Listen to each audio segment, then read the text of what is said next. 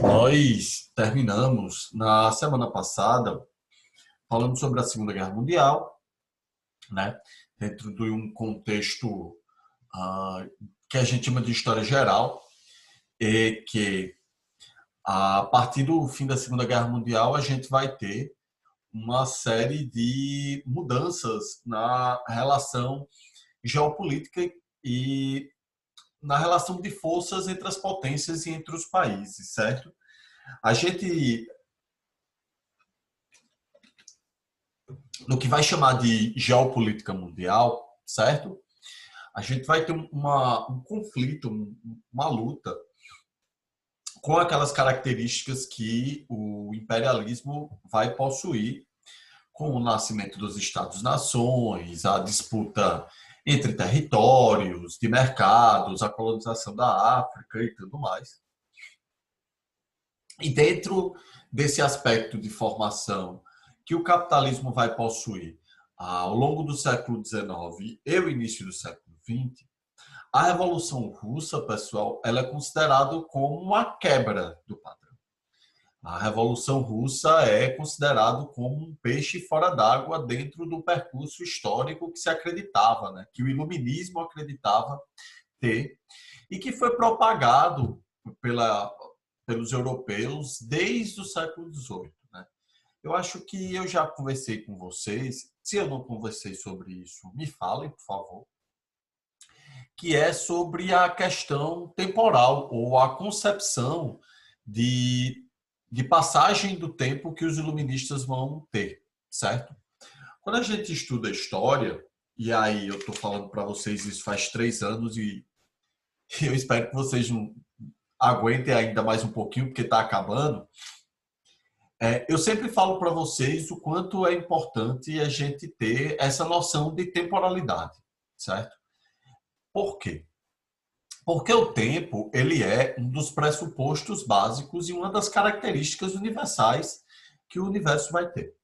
A passagem do tempo, ou o que a gente acha que é a passagem do tempo, é algo tão forte e que muitas vezes a gente tem grupos intelectuais, pessoas, conhecimentos científicos, ou grupos de filósofos, escolas filosóficas, que tentam aprender o tempo e tentam traçar, certo? O que seria o futuro, ou o que vai acontecer no futuro, certo? Então, quando a gente chega no iluminismo, quando a gente chega no século XVIII e início do século XIX na Europa, os pensadores e os filósofos iluministas, eles meio que vão traçar ou dizer o que vai acontecer no futuro. Eles vão estabelecer o que a gente chama, certo, de concepção de temporalidade, ok? Vou até escrever isso aqui para vocês. Esta concepção de temporalidade, ela tanto afirma o que é o presente hoje, quanto o que foi o passado, e principalmente porque o objetivo deles de falar tudo isso é tentar dizer o que vai ser o futuro. Então, os iluministas, eles vão estar pregando o tempo todo, certo?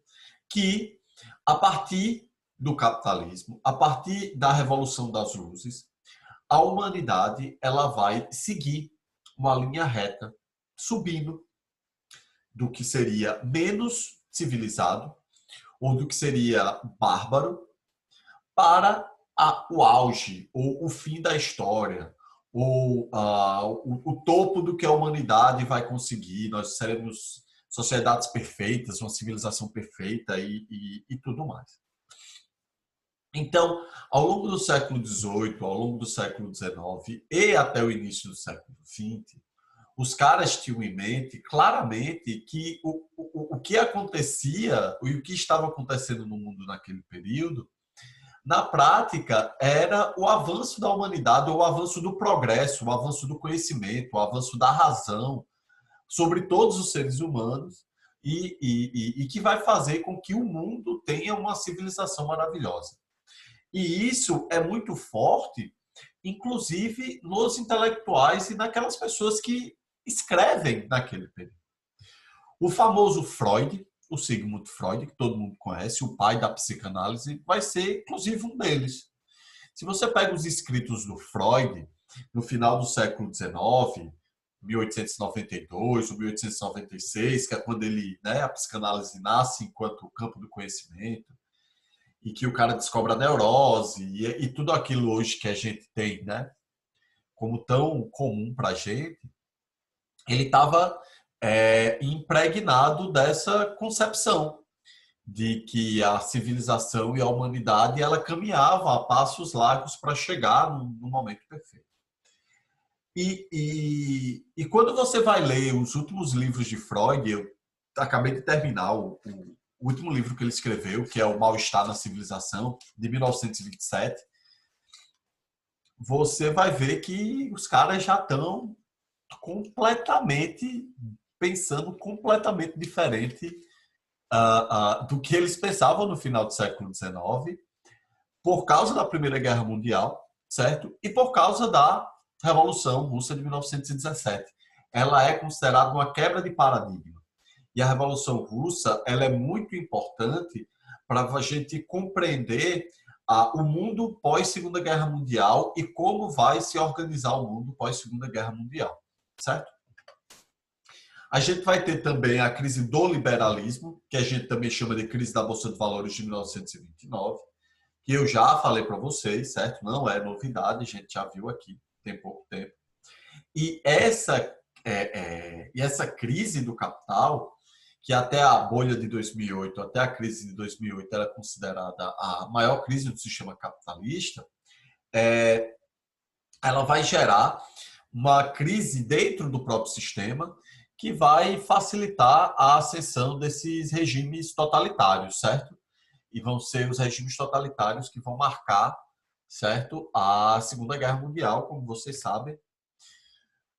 Nazismo, fascismo, salazarismo e todos aqueles regimes totalitários, como a Hannah Arendt falou. Então, a partir da Segunda Guerra Mundial, com o fim da Segunda Guerra Mundial, a gente vai ter uma divisão, certo?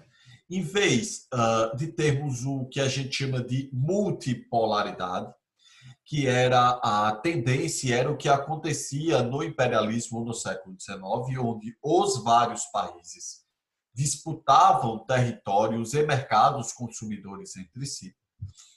A partir do fim da Segunda Guerra Mundial, a gente vai ter uma bipolaridade, certo?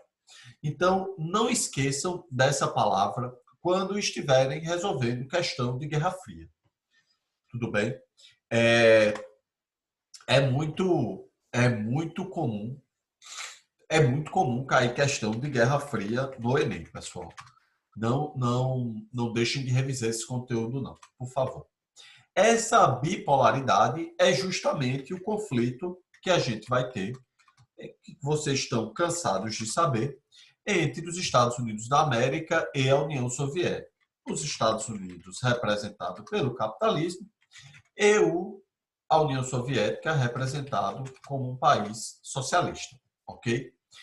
E é engraçado porque a gente está vendo no Brasil agora muitos desses discursos desse modelo de mundo que existiu no século XX e que não existe mais, certo? Sendo requentado por determinados grupos políticos, dizer que o Brasil está combatendo o comunismo ou que existe um perigo de uma ascensão comunista no país. O Egito vai falar muito melhor do que eu para vocês sobre isso, mas isso é uma coisa muito antiga no Brasil. Isso vem desde a intentona comunista de 1935, que foi quando, de fato, certo, houve uma revolta de cunho político-militar, e aí é o que é mais engraçado. Por quê, pessoal? Porque na intentona comunista de 1935, quem tentou fazer uma revolução comunista no Brasil foram grupos militares, que eram partes dos tenentes. E o mais famoso deles é o Luiz Carlos Prestes, como todos vocês sabem, esposo de Anita Prestes, que foi mandada para os campos de concentração pelo Getúlio Vargas e tudo mais. Foi só nesse momento, e mesmo assim a intentona comunista foi um processo de rebelião completamente fracassado, certo? Os únicos dois lugares que mais ou menos a intentona teve alguma força foi aí na Paraíba e no Rio Grande do Norte, certo? Foi onde o movimento teve um pouquinho mais de força. Mas mesmo assim ele não deu certo. O movimento foi completamente pressionado e completamente destruído pelos militares. E os militares, o exército brasileiro, até hoje não se recuperou disso. Assim. Até hoje o exército brasileiro tem um delírio de que há um perigo comunista tentando o Brasil e que em algum momento a gente pode ter uma revolução comunista. Isso é um delírio completo, pessoal. Se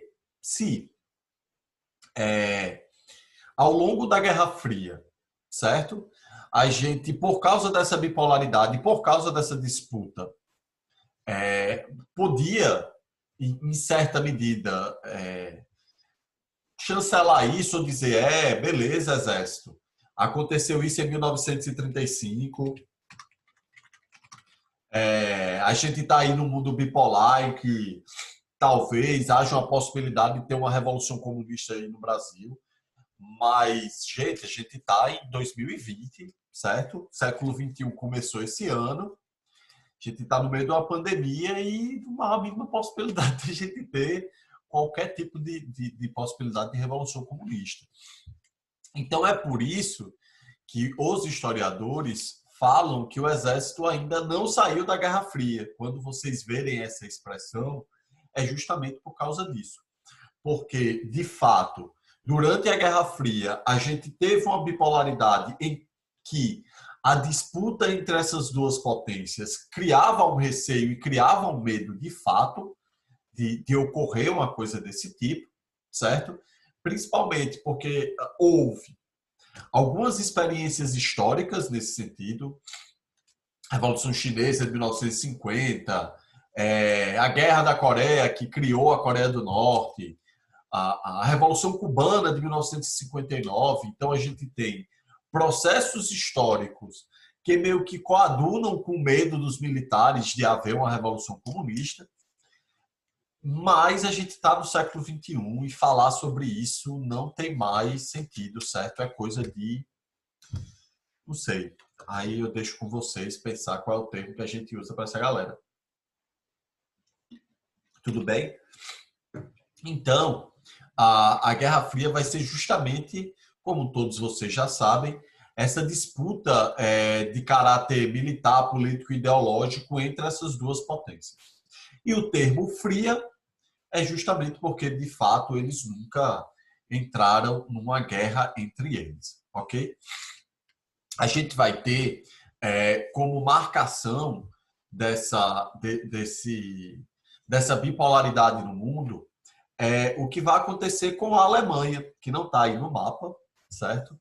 Mas que é muito massa você ver que a Alemanha, e os alemães têm um pavor de comunismo hoje, pessoal, é incrível quando você fala ou visita, e que a Alemanha vai ser o país que mais vai marcar essa bipolaridade, porque no pós-Segunda Guerra Mundial, a Alemanha ela vai ser dividida literalmente, o país vai ser rasgado ao meio, a gente vai ter um lado que vai ser comandado e vai ser organizado politicamente, ideologicamente pelo comunismo, que vai ser a Alemanha Oriental, certo?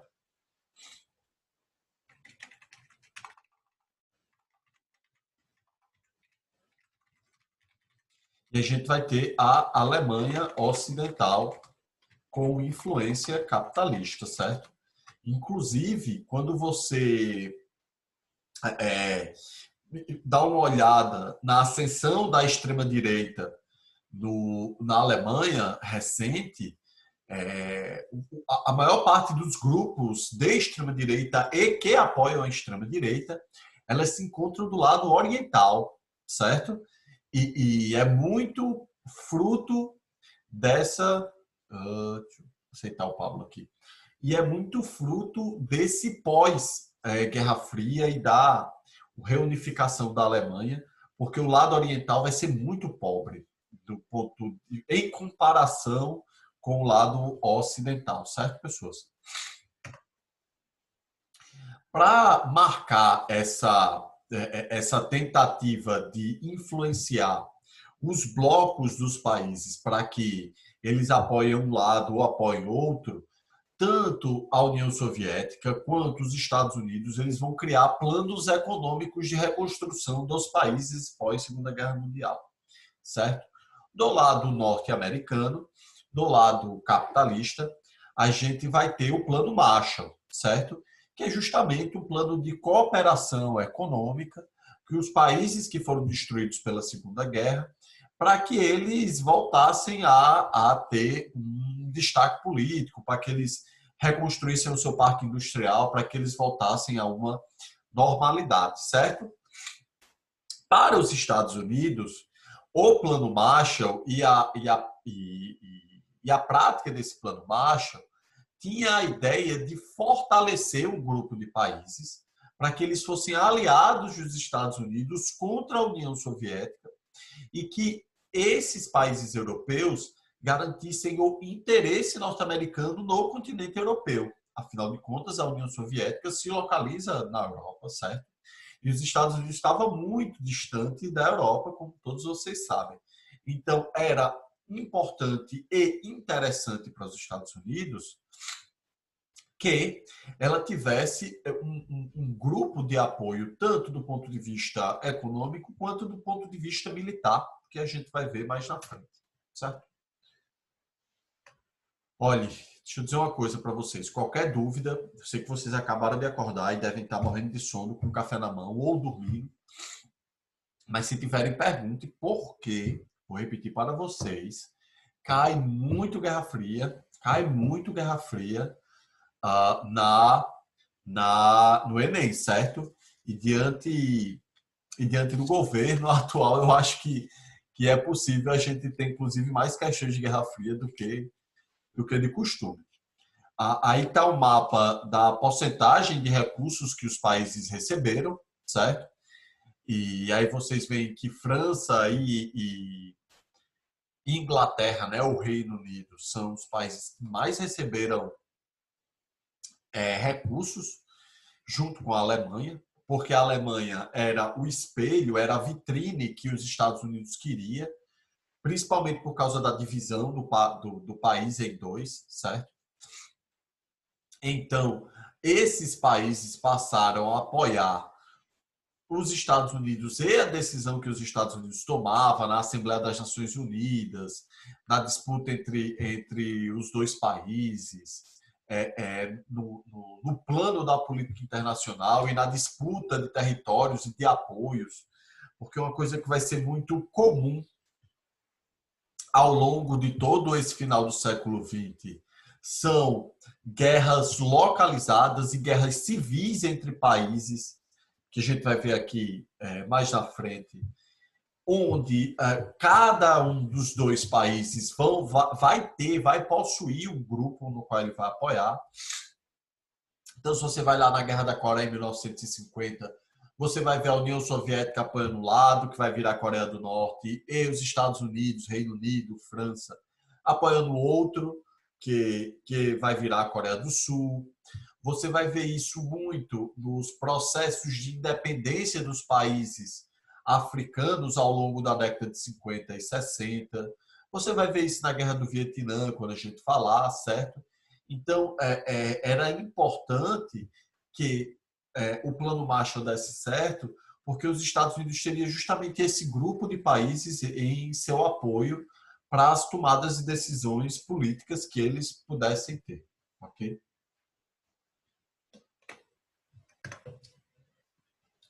A União Soviética vai criar o Comecon, certo? Conselho para Assistência Econômica Mútua, e ela vai surgir 2 anos após a criação do Plano Marshall, né? Uma resposta da União Soviética para aumentar essa influência dele, principalmente nos países próximos à União Soviética, que é o que a gente vai chamar, a partir de agora, de cortina de ferro, ok? É um termo que foi criado a partir do Comecon, pessoal. Por quê? Porque quando a União Soviética apoia financeiramente a reconstrução desses países, esses países vão se alinhar ao bloco socialista, eles vão se alinhar à União Soviética e vai fazer com que a Europa tenha mesmo uma divisão, que a gente vai chamar de países orientais e de países ocidentais, certo? Aqui, a Finlândia, ela vai se alinhar ao bloco ocidental, apesar de estar localizada no bloco oriental. Não sei se vocês sabem, mas a Finlândia ela faz fronteira direta com a Rússia. Eu pego um trem aqui e vou lá para São Petersburgo, dá 1 hora de trem. Só que a Finlândia ela vai ficar independente em 1917, desculpa, da Rússia. E aí, desde o processo de independência da Finlândia contra a Rússia, ela vai se alinhar ao bloco norte-americano, ao bloco dos países que a gente vai chamar de norte da Europa, países do ocidente europeu. Então, a gente vai ter de um lado a Europa Oriental ou leste europeu e do outro lado o bloco ocidental ou norte da Europa, certo? Deixa eu passar o mouse aqui. Isso aí vai ser a famosíssima cortina de ferro. Depois a gente vai ter, percebam, não sei se vocês estão vendo o ponteiro do meu mouse, isso aqui é a Finlândia, certo? Isso é aqui onde eu estou morrendo de frio e sentindo medo e mais medo desse inverno. E não é uma característica geográfica, como eu estou dizendo para vocês. O leste europeu, o oriental, é uma divisão geopolítica, certo? A gente tem que acrescentar a questão política aí. Então, a gente vai ter aqui Tchecoslováquia, Estônia, Letônia, Polônia, Hungria, uma série de países que a Europa vai ter aqui, que vão receber o plano de ajuda da União Soviética, e a partir de agora elas vão se caracterizar como países de ideologia socialista, tudo bem? Aí a gente entra na questão militar, certo? Que vai ser a organização do Tratado do Atlântico Norte, que é chamada de OTAN, e o Pacto de Varsóvia, que vai estar do lado soviético. São certo? Duas organizações, 2 pactos, pessoal, militares. São 2 pactos de cooperação militar entre esses países. Mas a gente sabe que essa cooperação militar ela tinha um interesse claro e lógico, que era o de você formar automaticamente grupos de países caso houvesse uma nova guerra entre elas, né? Vocês sabem que na Segunda Guerra a gente tem, e na Primeira Guerra também, a gente tem aquela divisão, né, dos países beligerantes, dos países que vão traçar a guerra. Meu Deus, esse sol na minha cara tá terrível. Rapidinho. Pronto, legal. Vocês sabem que a gente vai ter nas 2 guerras essa divisão, sempre há essa divisão, ok? É muito difícil. Talvez ocorra mais de 2 grupos numa guerra, às vezes tem 3, eles brigam entre si e tudo mais, mas geralmente são 2 grupos, ok? Então, na questão da OTAN e na questão do Pacto de Varsóvia, vão ser 2 alianças militares justamente para se ajudarem mutuamente uma contra a outra, certo? Ela vai ser criada em 49, justamente no ano do Comecon, certo? Como uma resposta do avanço soviético no mundo, principalmente porque a partir depois de 1945, a concepção stalinista de que a revolução ela deveria acontecer apenas na Rússia, ela vai ser transformada, vai haver uma transformação sobre isso.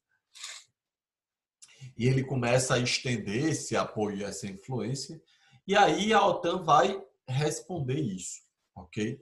A OTAN ainda existe até hoje, certo, pessoal? A OTAN ainda existe até hoje. A gente, por ser um país que não vivenciou esse tipo de experiência traumática de guerra, as nossas guerras elas foram pontuais, né? A gente tem mais guerras internas, ou que a gente chama de guerras civis, pequenas guerras civis, do que necessariamente uma guerra contra o inimigo externo. A única guerra que a gente teve foi a Guerra do Paraguai, guerra de fato mesmo.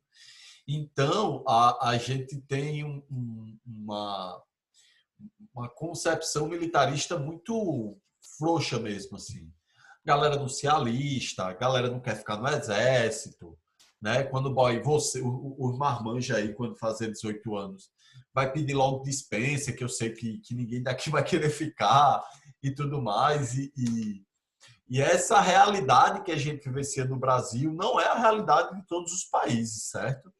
Dependendo do processo histórico que o país tenha vivido, a gente tem uma força do militarismo maior do que em outros. Então, eu não sei se vocês sabem, mas na Coreia do Sul, por exemplo, o serviço militar ele é obrigatório para todo mundo. E aí eu estou dizendo todo mundo mesmo. O jogador do Tottenham, esqueci o nome dele, Sun Park, enfim. É um astro de futebol, o cara ganha milhões e milhões por ano, certo? Ele é capitão da seleção da Coreia do Sul. O cara é tipo Ronaldinho Gaúcho, quer dizer, Neymar da Coreia do Sul. Som, obrigado, Ítalo. Ele é o Neymar da Coreia do Sul, certo? E o Som quase que era obrigado a ter os 2 anos de treinamento do Exército. Ele ia ter que largar o Tottenham, ele ia ter que deixar de jogar a Champions League, porque é obrigatório para todos. Aí não tem pouquinho que acontece na Coreia, sabe? E as únicas coisas que poderiam acontecer para que você não cumpra o serviço obrigatório era justamente de você ganhar uma medalha ou um título importante com a seleção do seu país. Então, o que é que vai acontecer?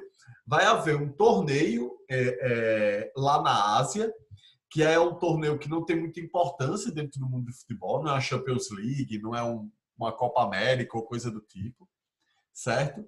E aí o Som vai largar seu time para jogar capitão, camisa 10, dá a faixa, faz gol, faz o pênalti decisivo, só para não se alistar, porque senão ele não ia nem jogar a final da Champions League. Tamanho é a rigidez que o exército da Coreia do Sul aplica àquelas pessoas que fazem os 18 anos, certo?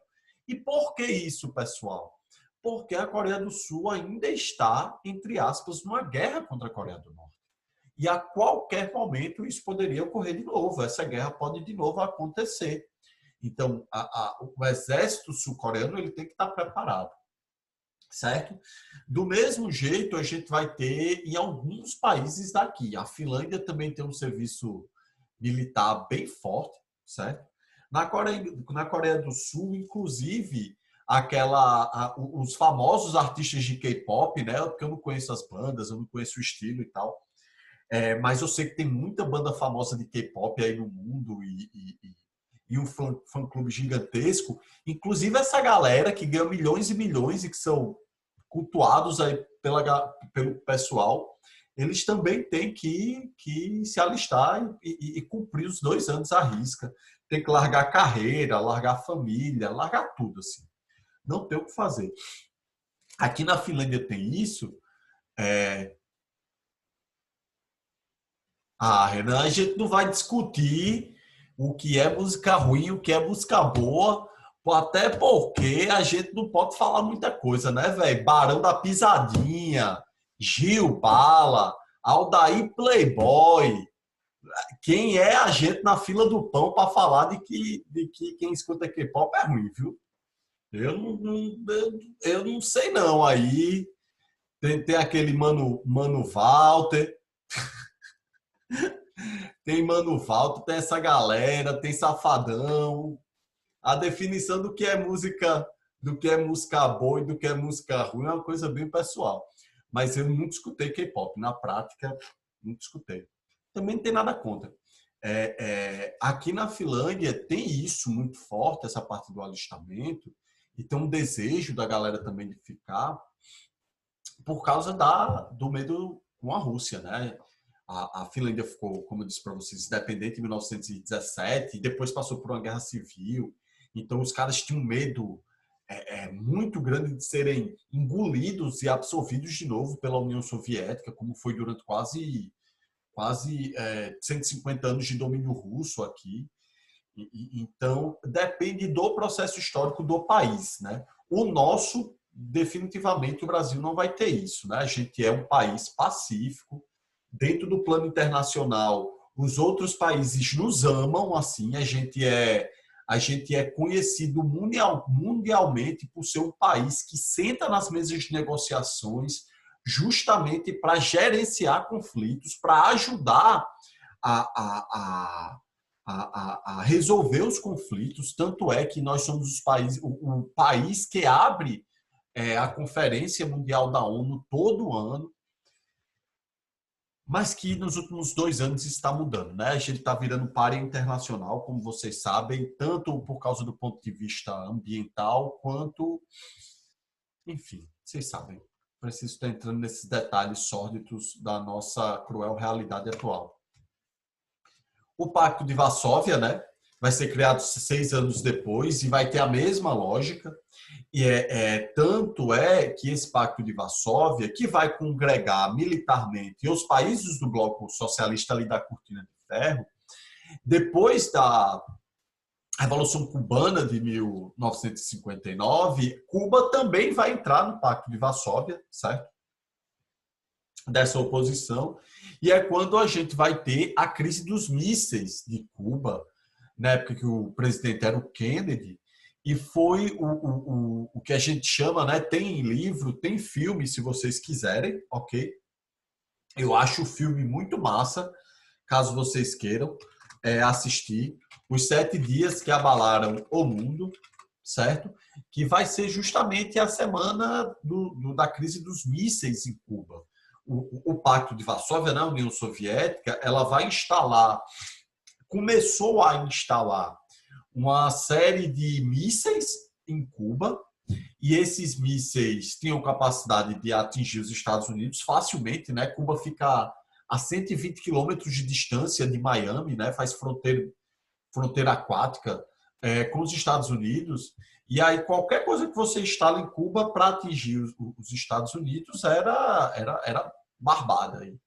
E aí os Estados Unidos vão responder pesado, vai ter uma crise geopolítica no mundo, a galera vai bater o cagaço, desculpa o termo aí, literalmente com medo de uma terceira guerra mundial. Mas a coisa vai ser resolvida, a União Soviética vai desinstalar os mísseis e o baile vai seguir, certo? Isso aqui é o mapa do Pacto de Varsóvia, do início, certo, do Pacto de Varsóvia, em 1955. A crise dos mísseis, se eu não me engano, é de 1963, eu não tenho a data certa, ok? E aí, a partir de hoje, quer dizer, a partir disso, a gente passou a ter uma divisão geopolítica do mundo, em que vão se dizer primeiro mundo, segundo mundo e terceiro mundo. Esse termo, essa divisão já não existe mais, certo? O primeiro mundo seria os países do norte da Europa, Estados Unidos, logicamente, Austrália, Japão e pá, certo? A gente vai ter o segundo mundo, que vai ser a União Soviética e os países que apoiam, né, os países com tendências socialistas. Terceiro mundo, adivinha quem está no terceiro mundo? nossa América Latina, certo? A Ásia, parte da Ásia, logicamente, não toda a Ásia, porque o Japão está de fora. A Coreia do Sul, por exemplo, estava incluído nesse terceiro mundo e agora a Coreia do Sul não é mais considerado terceiro mundo, ok? A América Latina, a Ásia e a África, pessoal. E aí esses países do terceiro mundo que têm essa força colonialista, né, do que fomos colonizados, vai começar a ter uma série de conflitos e de guerras ao longo do final da segunda parte do século XX, seja por independência, seja por melhoria das condições de vida, seja por reformas educacionais, seja por desenvolvimento econômico, seja por tretas políticas, aí a gente vai pôr uma série de coisas dentro do mesmo bolo que a gente vai chamar de terceiro mundo, certo? Vejam bem o mapa da divisão. Percebam que não tem uma linha, não tem cima, baixo. Percebam como é diferente a coisa. Aí vejam bem, ó, a Austrália está no primeiro mundo. A África do Sul é considerada primeiro mundo. Aí isso aqui que está na América Latina é a Guiana Francesa, porque é parte do território da França, certo? Aí a gente vai ter, por exemplo, o Japão. Então, vai depender muito de uma questão geopolítica importante, certo? O segundo mundo vai estar de vermelho, vejam como Cuba vai estar, ó, 120 quilômetros de distância de Miami. E aí, só para finalizar, eu não vou conseguir terminar com vocês, a gente termina na semana que vem e faz uns exercícios de Guerra Fria. É sobre como muito e muito da mídia e de todo o arsenal teórico que a mídia possui. E aí, quando eu digo mídia, eu estou falando de cinema, eu estou falando de televisão, eu estou falando de literatura, eu também estou falando de quadrinhos, eu também estou falando de HQ. Não sei se vocês leem, não sei se vocês já leram, eu não conheço. A minha galera da minha geração lia muito HQ, lia muito revista em quadrinhos e mangá também, né? Que aí eu vou botar tudo no mesmo bolo. Eu não sei se a geração de vocês ainda leem. Inclusive, eu estou lendo, voltei a ler um HQ que eu amava, que é o Sandman. Não sei se vocês conhecem, depois eu vou deixar o link aqui para vocês. Ó. Não sei se vocês conhecem essa HQ, é maravilhosa. E as HQs elas vão ser usadas como propaganda ideológica contra a União Soviética. Os heróis da HQ, ao longo do século XX, eles vão ter essa característica. Tanto a HQ quanto o cinema também vai ser um dos pontos, certo? Deixa eu sair e voltem, ok? Só para a gente terminar isso, pessoal.